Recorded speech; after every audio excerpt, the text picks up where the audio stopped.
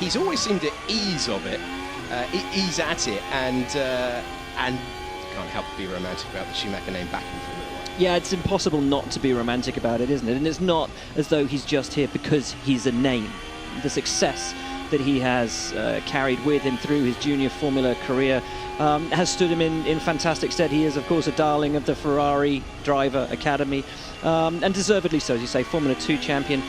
It took him a while to get up to speed, and this has seemingly been something that has carried similarity with all of his junior single-seater career moves from F4 to F3 to F2.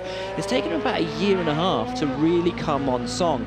And I do wonder, well, that's a rake, isn't it? I do wonder, coming into Formula 1, if the speed of his development, of how long it took him to really come into his own in each of those formulas, will hold him back in Formula 1.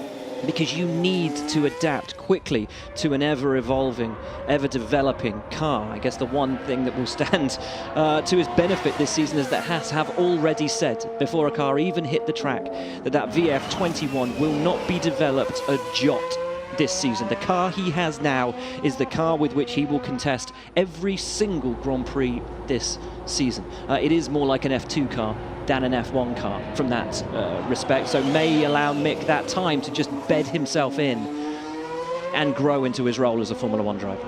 Yeah, I think it's a fair point to mention that he has always taken a stabilising learning year and then pushed on.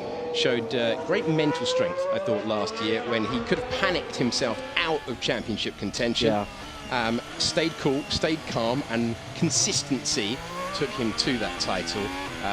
Always on the podium, it seemed, and a couple of wins along the way as well. As we check in with our first, but very, very certainly not our last lockup, down at turn 10 with Charlotte. And the side pod. Also what they've been doing to the floor. We're going to be talking later about Mercedes and the floor, which we saw for the first time this morning. But in particular, it's about how the airflow works